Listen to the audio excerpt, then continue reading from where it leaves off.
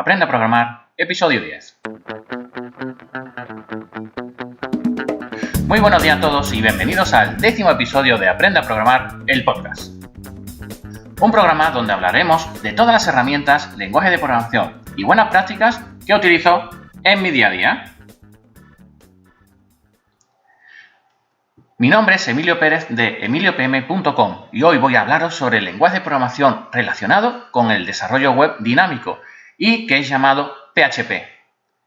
PHP viene del acrónimo recursivo en inglés de PHP Hypertext Preprocessor, es decir, procesador de hipertexto.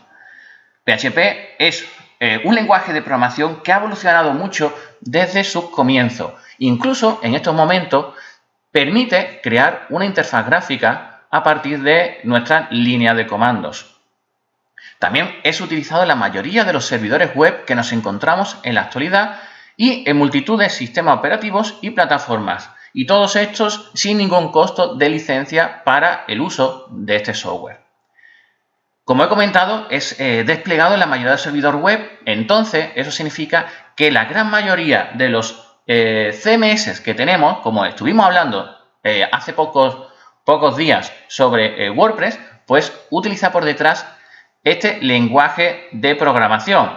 Por poner algunos números, se encuentra instalado en 20 millones de sitios web y en 1 millón de servidores. Estos datos son sacados de la Wikipedia. Podéis visitarlo y coger más información sobre lo que es PHP. Por ejemplo, también nos dice que el número de sitios que están basados en PHP se han reducido poco a poco, progresivamente, en estos últimos años, con la aparición de nuevas tecnologías como Node.js, Golang, ASP.NET, etcétera, etcétera. Pero aún así es muy utilizado. Solamente hay que ver que WordPress, que como he comentado está hecho con PHP, pues está cada vez más utilizado dentro de las plataformas web, ¿de acuerdo? Bien, por ejemplo, el sitio web de Wikipedia está desarrollado con PHP. Y bueno, y es uno de los módulos más utilizados dentro de lo que es el servidor web llamado Apache, ¿de acuerdo? Y bueno, la mayoría de los servidores utilizan Apache como tal. Cosa interesante para nosotros que estamos aprendiendo a programar, pues que con este lenguaje de programación, además de que podemos comenzar fácilmente con él, pues nos va a permitir conectarnos con diferentes servidores de base de datos, tanto si son del tipo SQL como los de tipo no SQL. Por ejemplo, ¿cuáles tenemos del tipo SQL? Pues MySQL, que ya estuvimos hablando en episodios anteriores, PostgreSQL, Oracle, también a través de lo que se denomina ODBC. También nos podemos conectar a diferentes sistemas gestores de base de datos, Microsoft SQL, Firebase, SQLite, y bueno, dentro de los no SQL, por ejemplo, tenemos MongoDB, ¿vale? Bien, si nos vamos al índice TIOBE, en la posición más alta que ha tenido PHP ha sido la tercera posición en el 2001. La más baja, pues ha sido la posición 10 en el 2017 y fue declarado como el lenguaje de programación del año en el 2004. ¿De acuerdo?